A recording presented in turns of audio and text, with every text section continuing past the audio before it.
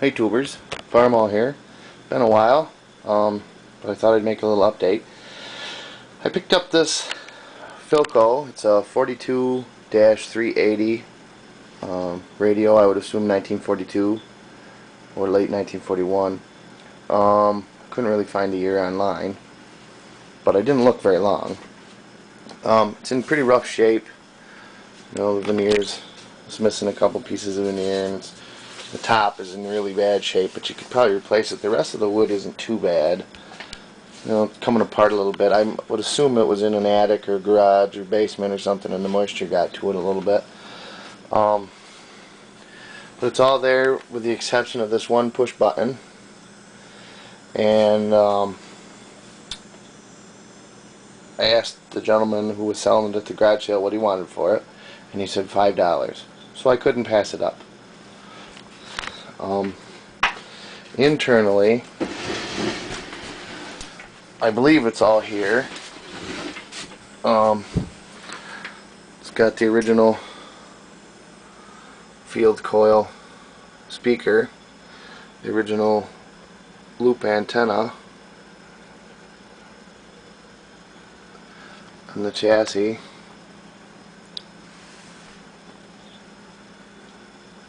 Somebody's attached this modern core down here in a somewhat dangerous looking hack job, and there's this little fine wire here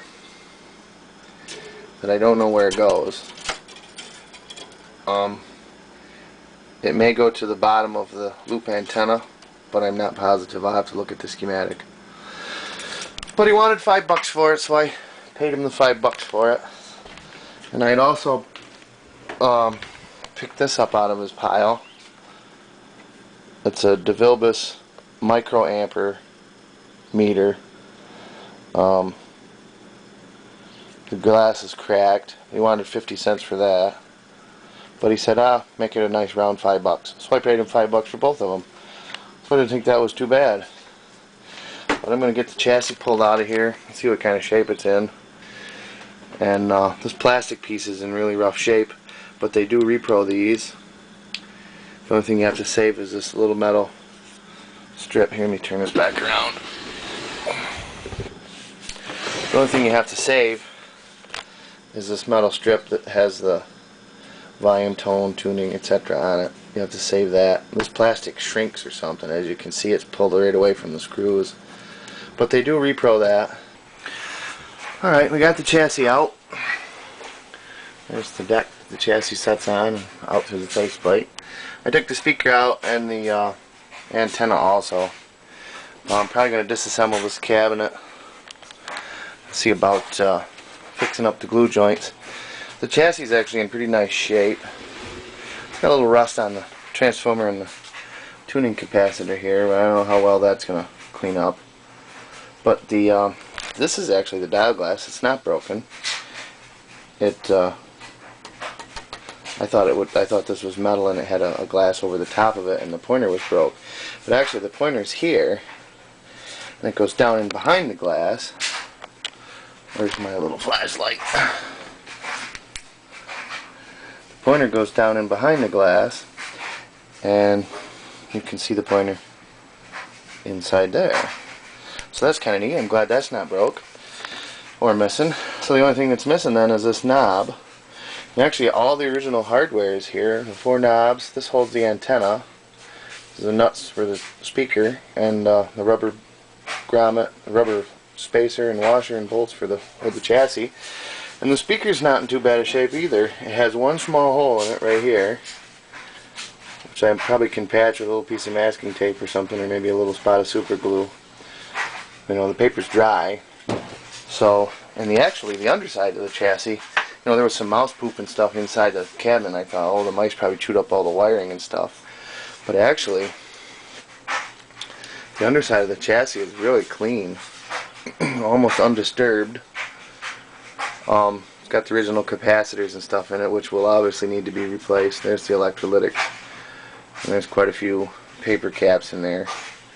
It'll have to be replaced. And there was an old cloth power cord, but that has been cut off, and I cut the other one off just because I don't need it on there. It's not, it's not correct. I probably won't put a correct power cord on it, but I'll put something that's not white, at least a brown cord or something that's more close to what it should have had. And so there's that. Probably going to see about maybe disassembling some of this cabinet, see how well it comes apart without breaking it. Maybe I can just force some glue into the joints and clamp it back together. Try to get these joints tightened up. It's not actually loose, but the wood's probably swollen from, and shrunk again and pulled away. But see what we can do. Alrighty, we got the cabinet apart, and strangely enough, it actually comes apart right here at the top of this cabinet. Got the slats out, the shelf out. I got all parts right over here. This top is the roughest shape. This plywood here is in bad shape. It needs new veneer, as well as the top needs new veneer. I think probably get a piece of veneer at the hardware store, put that on with some contact cement.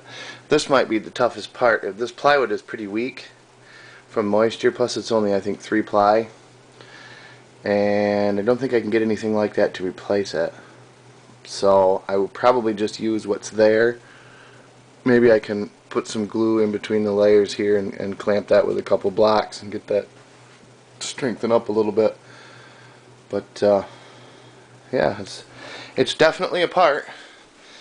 Yeah, I'm going to work on this section first and get some glue in the joints, or see if I need to. If it's loose enough, I'll take it apart, but I don't want to split any of the wood or anything, so we'll see what kind of shape the joints are in and go from there. Well, basically the cabinet's apart. There's the 2 curved plywood sides, and there's the rest of the bottom. So now the fun part begins of sanding everything, cleaning everything up, getting the old glue out, and putting her back together. So probably start with the base, obviously, and work my way up. Well, I got the base reassembled. All the joints are glued, and I've sanded the wood. The joints didn't come out too bad. Some of the wood's got some splits in it, and the joints, the wood is swollen and stuff from being in that basement or wherever it was. This one here didn't come out too bad. It's good and sturdy. This one here, it's got a little bit of a gap there, but urethane will fill that in a little bit, and it's right down by the floor. You won't see it anyway, really. But it's all cleaned up, sanded, smooth, feels nice. So I'm ready to move on to the next. Now the cabinet base has been reassembled and glued and sat overnight. It's a lot sturdier. There's no creaking or anything in it, and the sides are glued in good.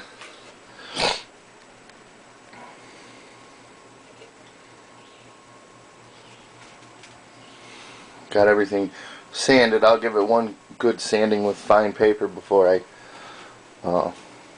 put the urethane on it. Probably going to stain it a little bit to make it a little bit dark, and to try to blend some of the wood. I imagine it was stained originally, and this had these pieces here on both sides of the grill opening, and the name panel that goes right in here. I haven't glued that in yet. It says Philco on it. Has some kind of marbleizing, and I don't know if I'll be able to copy that or not, so I might just make that a little bit darker with some dark stain like Jacobine or something like that. Well, it's coming along. Now the bottom half of the radio is completely assembled except for the speaker area, which of course won't get put in until the cabinet is urethaned. The slats just set down on those dowel pegs, and then there's screws in the back of the top part up here. So I'll put those in afterwards. Just got to put the top together and put the top on it and the shelf for the chassis, and it should be ready for final sanding.